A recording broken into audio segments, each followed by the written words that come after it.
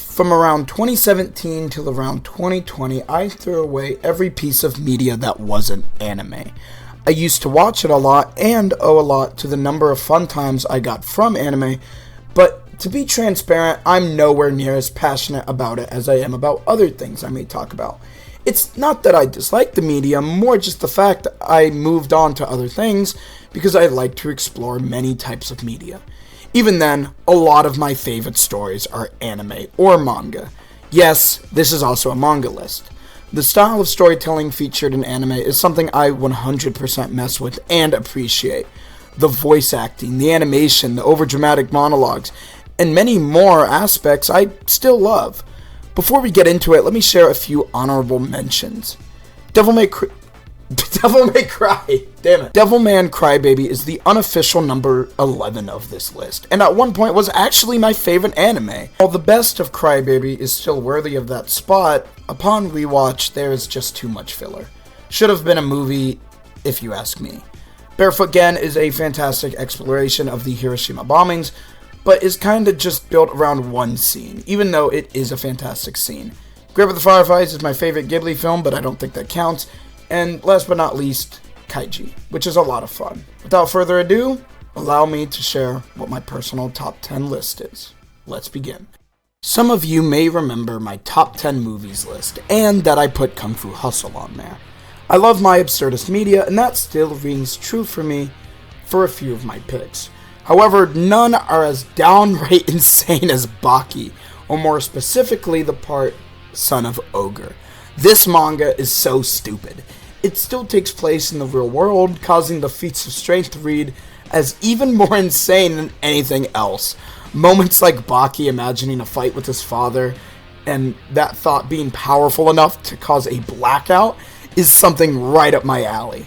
While I may have railed on the presentation of the anime, that's just because I adore Keisuke Itagaki's insane art, and the motion that art shows.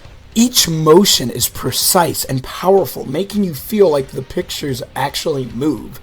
Just look at this art and tell me that this man doesn't know what he is doing. The fights in this series are among my favorite, being both stupid and well choreographed with some actually great writing moments. Baki is unironically something special. Sticking to the goofy spectrum, next we have Gintama, which I'm definitely very biased towards. I watched it in my freshman year, which was when quarantine was happening. This show is what kept me happy and moving forwards, and I still appreciate that to this day. Gintama jokes may not always land, but when they do, it's amazing. However, I want to highlight a specific portion of Gintama, the second Gintama movie. This film was built as the end of Gintama because of a budget, and man, it was beautiful. The one aspect Gintama always got right was its cast. Everyone has their own unique sense of humor and jokes. So to see them finally come together for one cause is just a great moment. Action in Gintama always over-delivers, and the humor is sometimes on point. Gintoki is my favorite shonen protagonist because he serves as a kind of an older brother character to everybody else, which I really like. He's always trying to do nice things for people. Not every episode is gold, but when it is, it's among the best shonen anime can offer.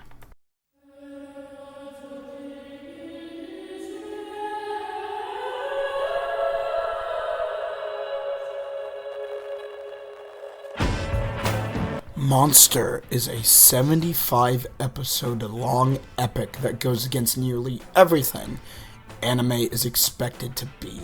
It is a moody and tragic story about a doctor who had to decide between saving a politician and two twins. He chose the twins, and one of those twins ended up being one of the most sick and twisted people in all of anime.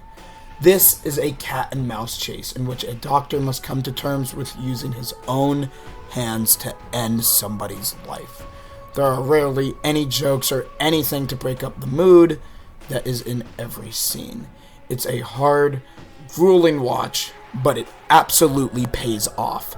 The drama and the nurture of humanity explored here is an experience that no other anime has captured.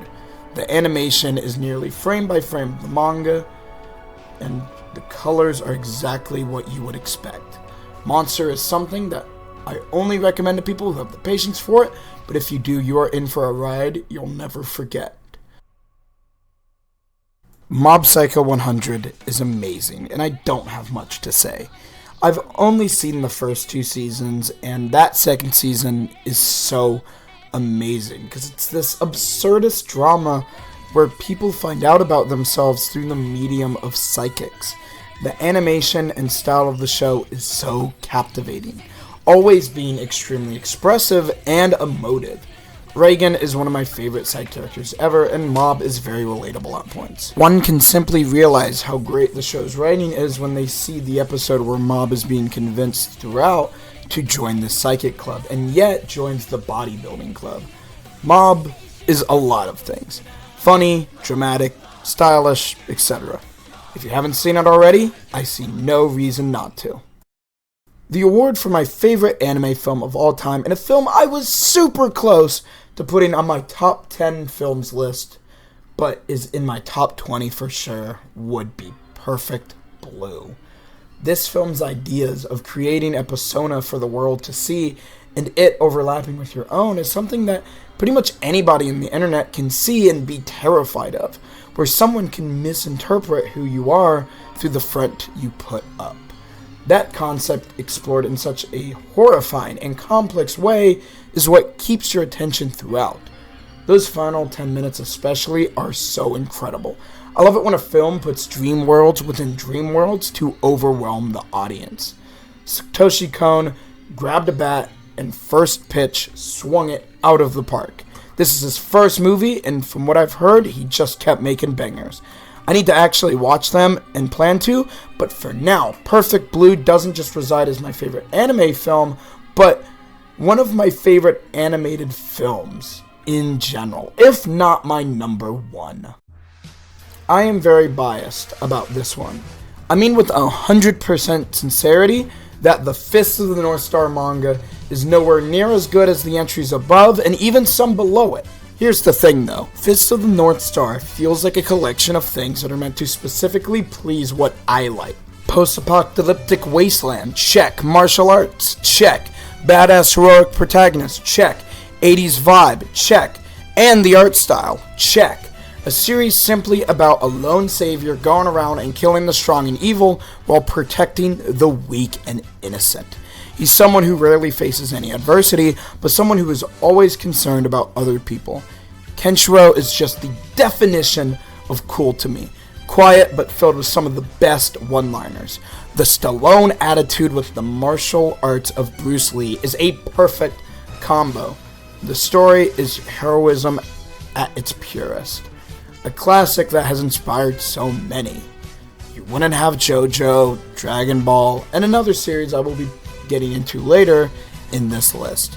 For its sheer awesomeness, Fist of the North Star is at number 5. I brought up in my top 10 films video that there is a big disconnect between the top 5 and the rest of the list. But the truth is, that has nothing to say for my top 4 anime and manga. I'm proud to say that these are all in my top 15 stories of all time. My number 4 pick is a manga, to be frank, is the most difficult story I've ever consumed. It was a painstaking read that broke me and actively put me in a bad mood. It is Osumi Pun Pun. Pun Pun is the most depressing story I've ever experienced. I have never experienced a story that has given me so much dread and despair. Nothing in it by concept is too bad until the end, but the way depression and anxiety are internalized, and how it leads to a normal person's downfall is something that a lot of people need to witness. Pun Pun may look stupid from a distance, but I assure you, it is not for the faint of heart. It was the most engaging car crash I've ever seen. Go read it when you're in the mood. It has a lot of great and useful things to say about our mentality that people about my age should try to understand. Pun Pun is the best depressing piece of media, in my opinion. The award for Best Shonen Anime for me goes to Hajime no Ippo. I already talked about Ippo in a video, and I hope the impression people got was that the majority of Ippo was written gloriously. The series has so many amazing and actual edge-of-your-seat fights that always keep your interest and engagement. It's not just the fights that are amazing, but the characters as well. The main cast is perfect in nearly every way. It is also unfair how funny this series is. Takamura fighting a bear might be my favorite comedic moment maybe ever. At some point, Takamura vs. Brian Hawk might also be my favorite fight ever portrayed in media. This series has no right to be as amazing as it is. To break down the actual gist of the show, it's about a young boy, Ippo, who is bullied and shy, finally finding a place in the world through boxing. Amazing presentation, amazing writing, amazing voice acting, and amazing everything. It doesn't do too much to innovate the shonen genre, but it simply does shonen anime better than anyone else. I love action very clearly. I made a video analyzing fight choreography for a reason. However, I have no desire to ever hurt anyone, but I used to be a lot more aggressive and confrontational. At first, Vinland Saga was that action show, a gritty, violent show about a boy getting revenge for his father.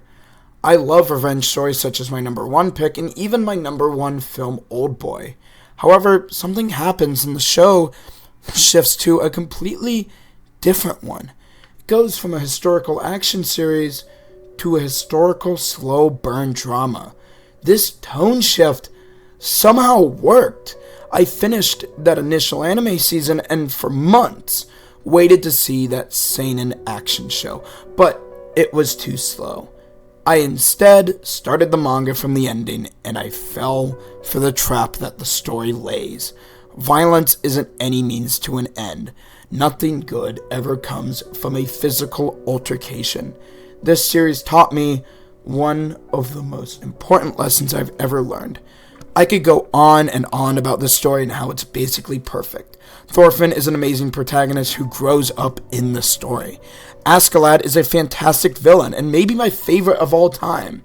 It might have some of the greatest character writing ever. It is a subversive masterpiece that one day I might take a deep dive into. Vinland Saga is the runner-up of the list and also one of my all-time favorite stories. Like seriously, I think it might be number 2 to this number 1.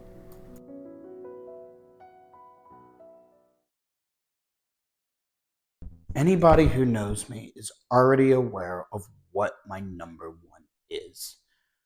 Let's just forget that this is a top 10 anime manga video. There is a lot of media I love. Wrestling, video games, TV shows, films, and of course, anime and manga. However, when I must combine all of those, there is still a clear number 1 piece of media. And it's Berserk. I've talked about it before, and I'll never stop talking about it. Berserk is the best piece of narrative fiction of all time to me. Even after that first video, I owe so much to this series. Allow me to just introduce this series as if nobody knew what it was. Berserk is a story about a guy named Guts. A boy born from a corpse and placed into a cursed world. And that's it. Through that base concept, Berserk explores many themes, which all resonate with me. Berserk is about pushing forwards even when nothing seems like it matters.